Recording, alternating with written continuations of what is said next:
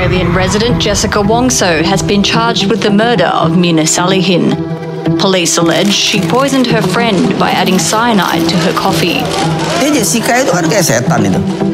Deep inside is something like the evil gitu. Mas Bali G Academy hadir kembali ya di hadapan Anda yang ada di luar negeri maupun yang ada di dalam negeri ya, Sabang sampai Merauke.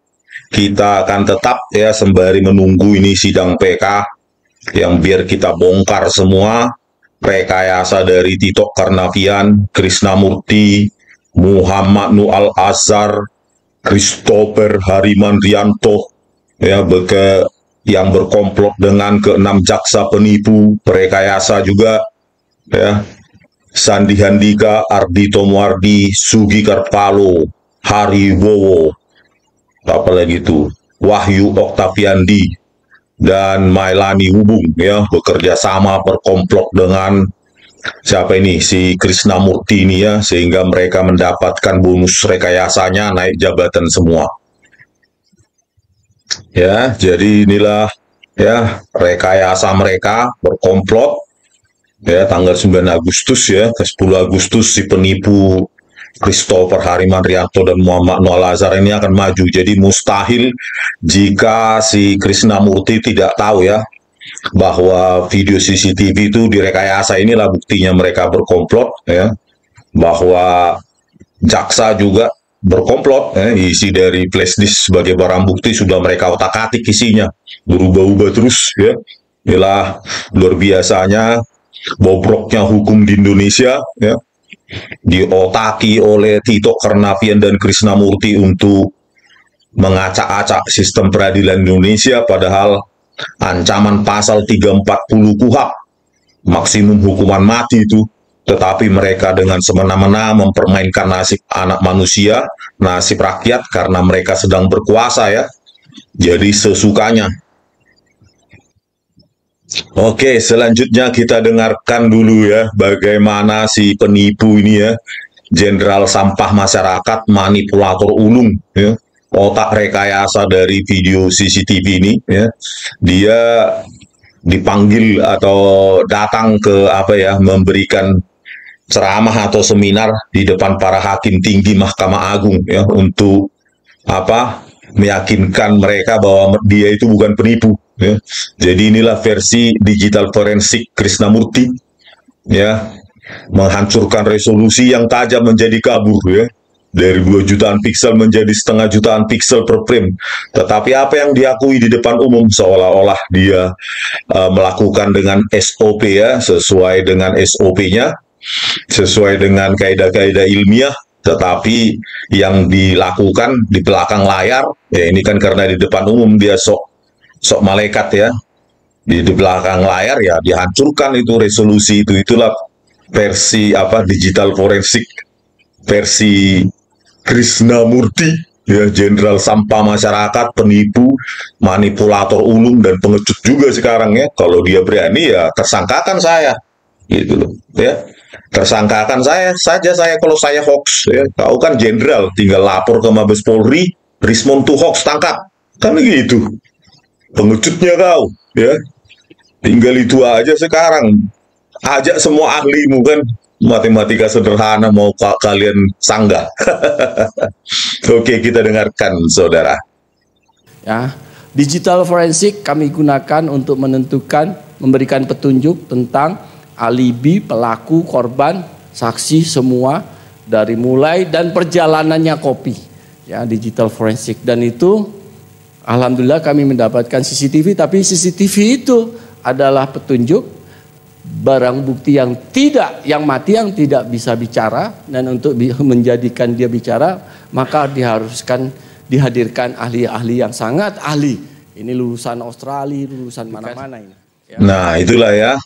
Jadi dia mengatakan CCTV itu dihadirkan ya untuk mengupas, menganalisa CCTV itu ya, dengan panggillah lulusan Australia, Christopher Harimandrianto, lulusan Inggris, S1 Sriwijaya, S2 aja Inggris, Muhammad Noah Lazar. Inilah yang dipakai ya, penipu-penipu itu yang dipakai oleh oleh siapa ini, Krishnamurti ini. Ya untuk apa? Ya itu untuk melancarkan ya rekayasa mereka dengan cara apa ya, mengaburkan ya, menghancurkan resolusi secara spasialnya ya, dari lebarnya 1 menjadi 1/4 saja, dari pergerakan objek harusnya 25 frame ya, 25 gambar per detik menjadi 10. Inilah luar biasa. Forensik digital atau digital forensik versi siapa ini ya, jenderal penipu sampah masyarakat ini ya, Krishnamurti ini. Ya inilah bukti kebrutalan dari digital forensik versi Krishnamurti ya. Sudah saya tampilkan sering di sini ya. Bukan hanya isi flash disk yang diubah-ubah sesuka mereka. Padahal kamera CCTV 7 dan 9 kamera mahkota, tapi isinya berubah-ubah terus. Jumlah folder berubah, kamera 3 dibuat keabuan.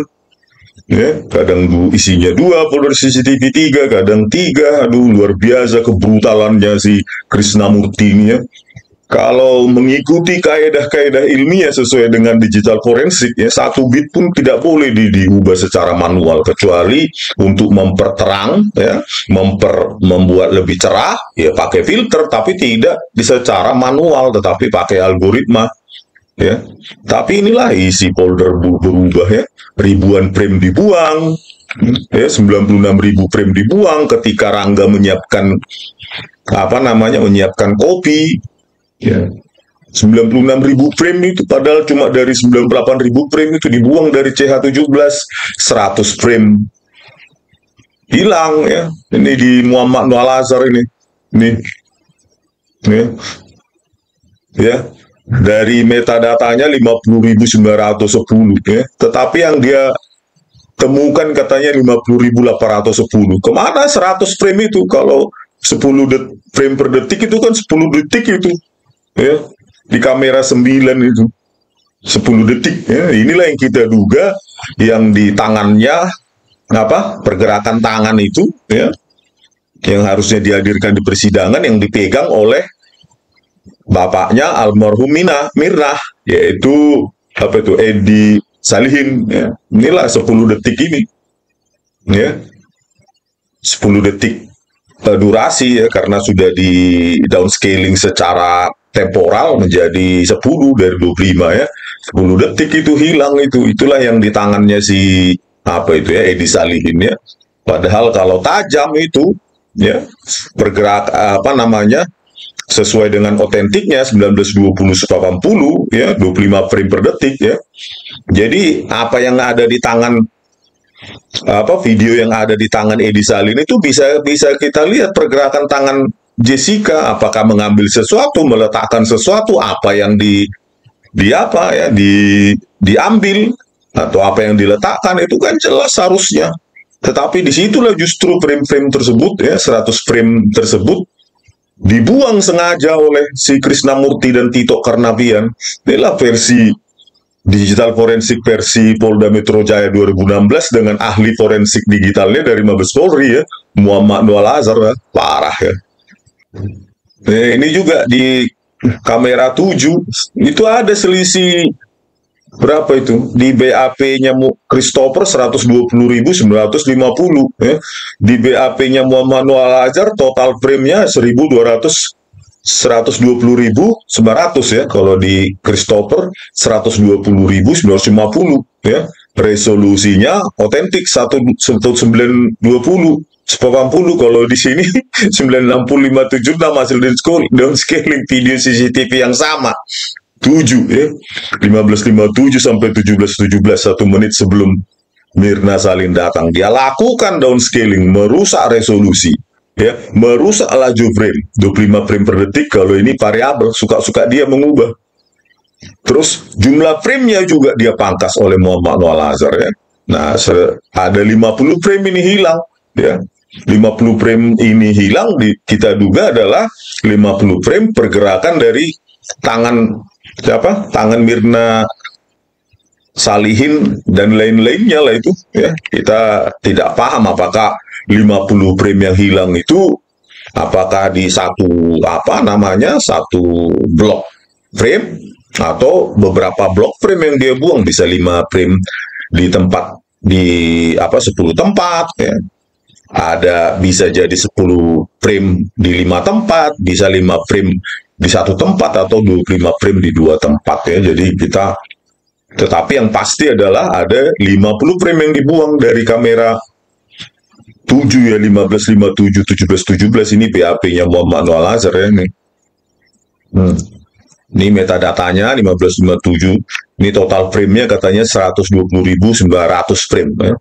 Ya, lebar 960, tinggi 576. Color space YUV warna ya.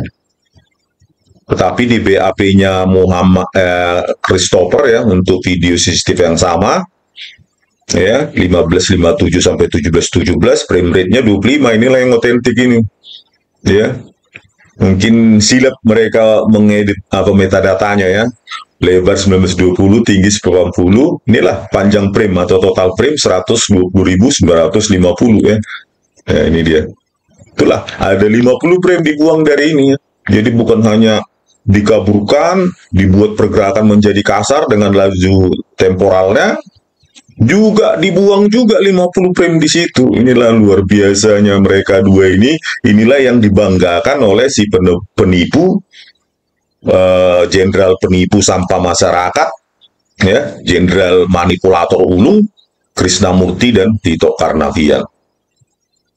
Ya, jadi kalau kita lihat ya rekayasanya si Krishnamurti ini ya pasti ya menggiring publik, menipu di persidangan dan menggiring hakim juga ya.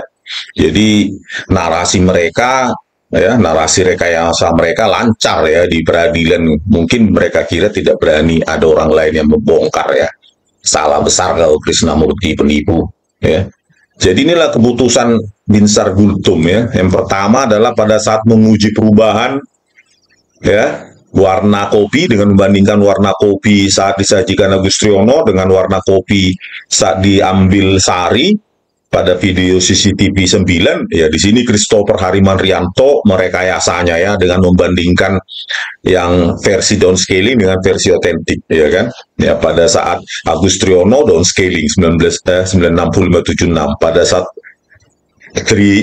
Sri Sari ya mengambil kopi setelah diminum Mirna Salihin itu 1080p ya. Jadi ya kesimpulan dia ada indikasi perubahan warna, padahal karena sudah direkayasa dia ya. Bagaimana versi yang sudah di downscaling itu dibandingkan dengan yang otentik, pastikan nilai-nilai yang mewakili warna itu ya akibat downscaling itu kan berubah ya, nilai-nilai integer atau nilai-nilai heksadesimal ya.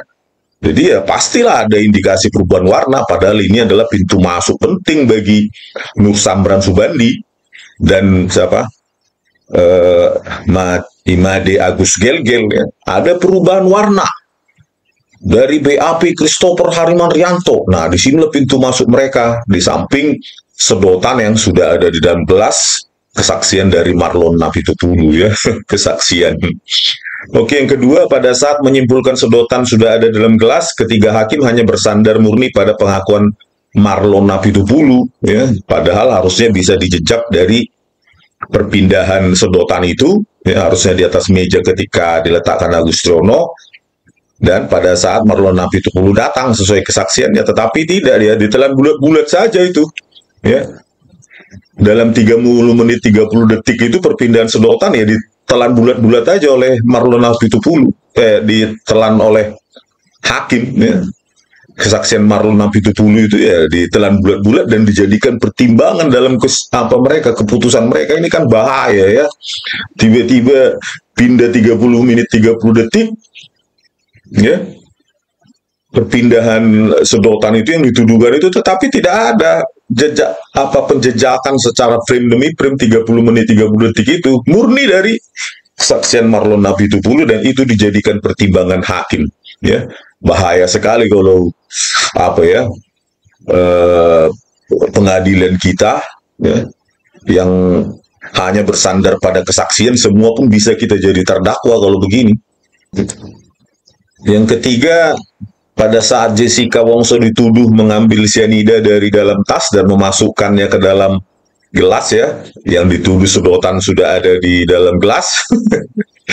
Pada pukul 16.29.50 pergerakan tersebut justru dikaburkan oleh Muhammad Noel Azhar dan Christopher ya, dengan mendownscaling spasial maupun temporalnya ya, video CCTV 7 ya.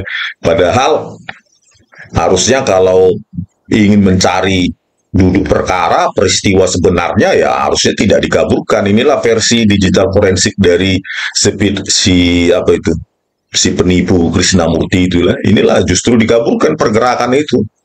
Jadi hakim pun ya itulah apa aja ya, kopas saja dari penjelasan dari Muhammad Noel Azhar dan Christopher Harimarianto ya, jadilah itu barang ya, siapapun kita bisa dijadikan terdakwa dengan kemampuan licik manipulasi dari Krishnamurti ini. Siapapun kita, kalau sudah mereka yang pegang barang bukti digital dan mereka mengabur-ngaburkan, menganimasi ya, dan hakim pun percaya sama mereka, siapapun bisa ya. Bukan hanya saya sebagai rakyat kecil, bahkan lawan politik pun bisa dijadikan terdakwa seperti ini ya.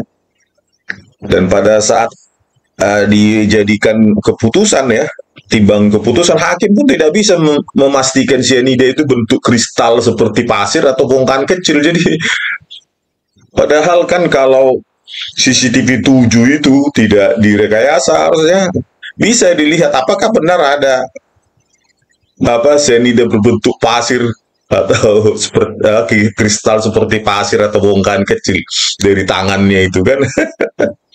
Tapi itulah ya, karena tidak ada ya direkayasa aja lah.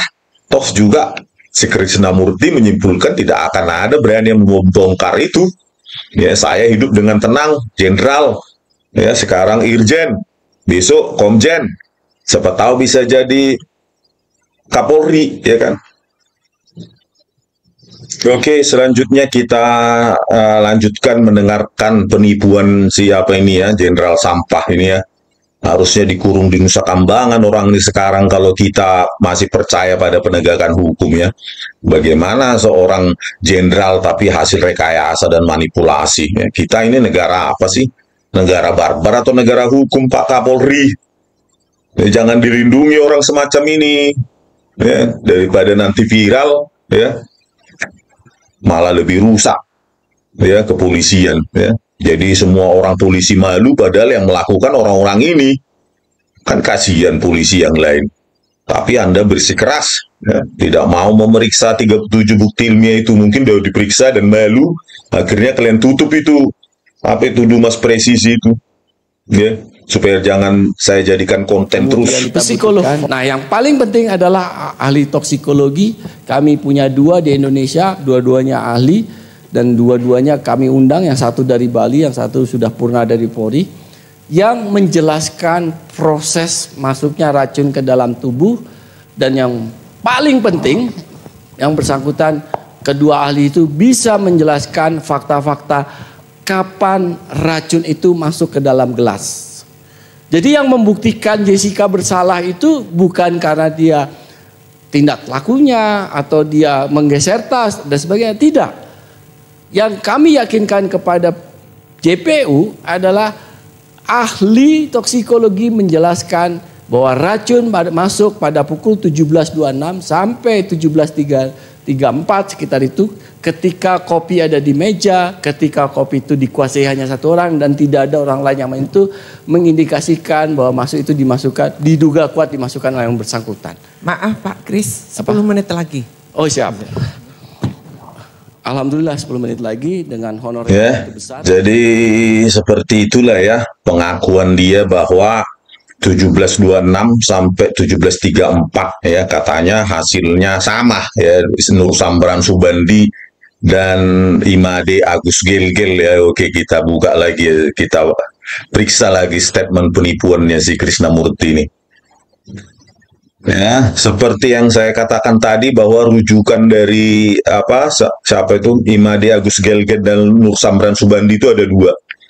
Pertama adalah kesaksian Marlon Nabitupulu yang mengaku sedotan sudah ada di dalam gelas yang tidak diverifikasi ya dengan kamera CCTV 7 dan ditelan begitu saja oleh hakim, ya satu kesaksian luar biasa ya, bisa membuat kita semua menjadi terdakwa di dunia ini, di Indonesia ini ya.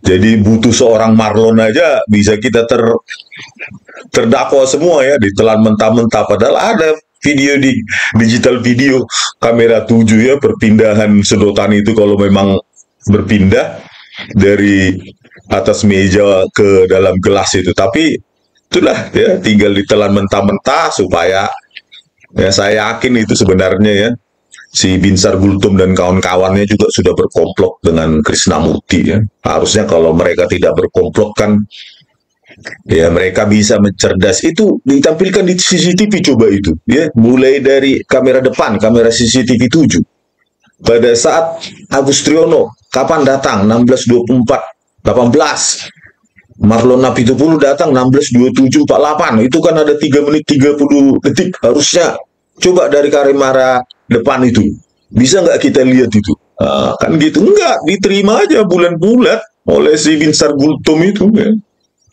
Luar biasa ya. Jadi ya, terus rujukan yang kedua adalah indikasi perbandingan warna kopi yang sudah direkayasa oleh Christopher Harimanrianto ya.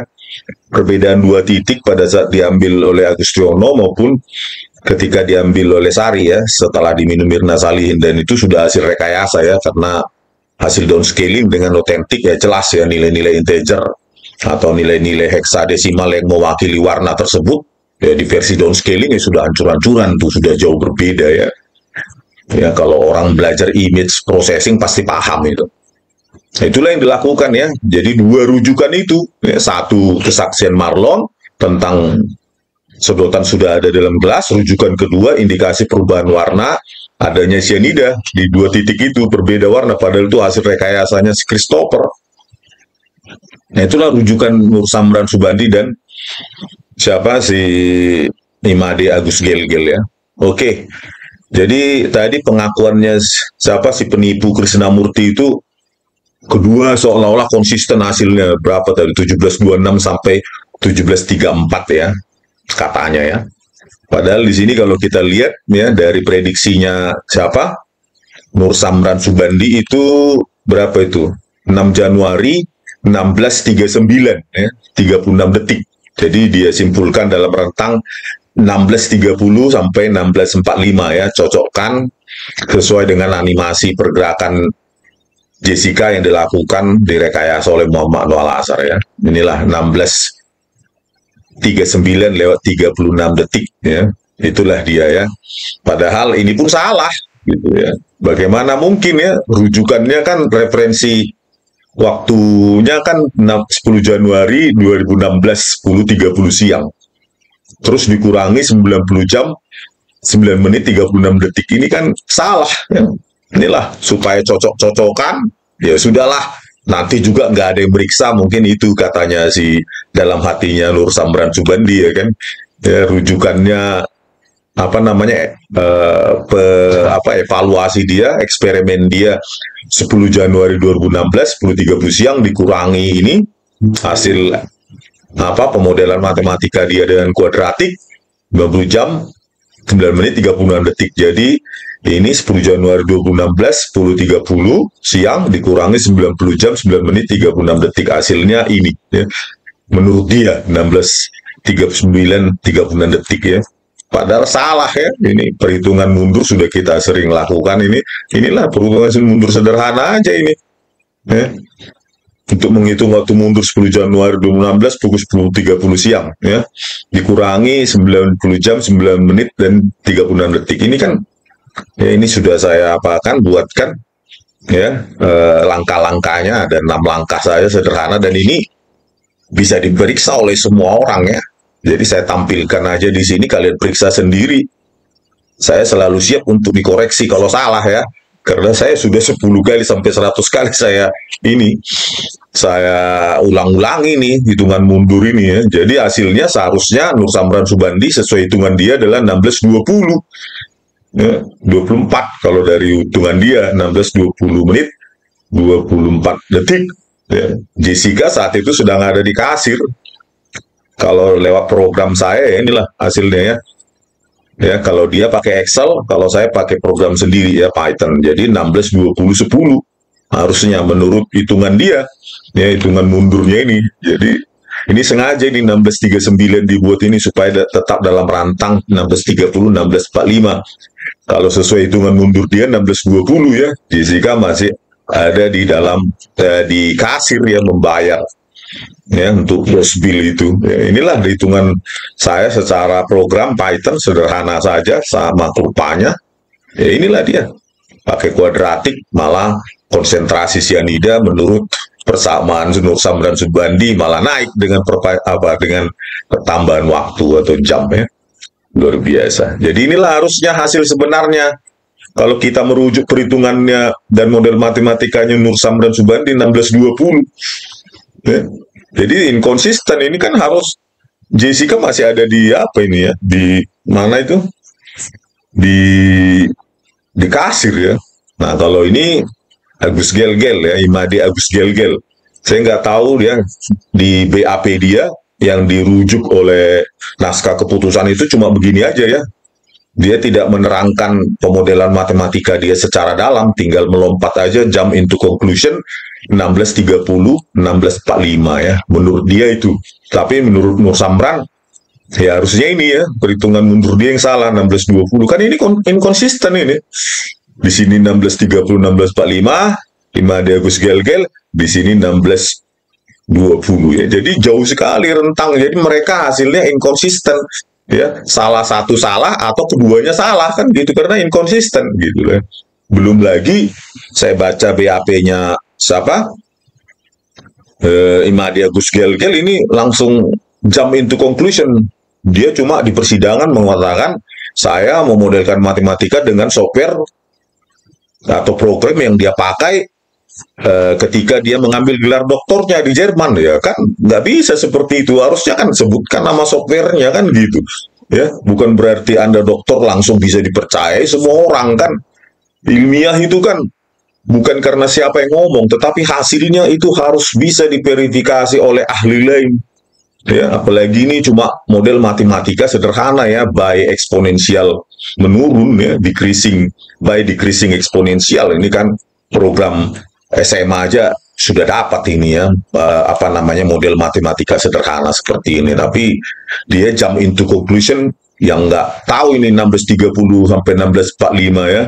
Di persidangan juga saya tonton Imade Agus Gelgel ya cuma ini dia bilang 1630 sampai 1645 nggak tahu dari mana ya. Nah ketika saya buat program sendiri dengan by decreasing exponential ya ini hasilnya. Untuk modelnya Imade Agus Gelgel Wirasuta ya dengan program Python saya akan seperti ini. Jadi ya inilah dia waktu estimasinya untuk model 1 1628 dan waktu estimasi 2 ya 1644 ya. Jadi 1628 dan 1644 rentangnya gitu loh. 1628 kan Jessica masih ada di mana ya? Masih ada duduk di situ ya, megang-megang HP atau chat segala macam ya. Jadi inilah ya. Jadi tidak konsisten hasil mereka gitu loh. Jadi itu penipuannya Krishnamurti itu konsisten dan penipuannya Edi Yares ya. Siapa itu? Guru besar hukum pidana guru besar otak kerdil itu ya. Cuma baca BAP ya, tidak diverifikasi hanya karena dia Nur Samran Subandi doktor. Terus Imade Agus Gelgel doktor sudah profesor, tidak bisa seperti itu. Sains itu harus diuji oleh orang lain ya. Jurnal saja harus ada peer review-nya ya, harus ada di sana reviewernya, apalagi kita bicara paten ya. Kalau saya di Jepang itu bisa 10 kali 20 kali itu diperiksa oleh orang lain, universitas lain, profesor lain, universitas lain ya, bisa diseminarkan, di uji user ya. User itu end user kita misalnya perusahaan. Jadi itulah ilmiah. Jadi bukan karena Einstein dia pasti kalau Einstein sudah benar, nggak bisa seperti itu, harus peer review, di review oleh orang lain yang membidangi hal yang sama ya. Ya karena ini model matematika biasa ya, saya juga bisa ya.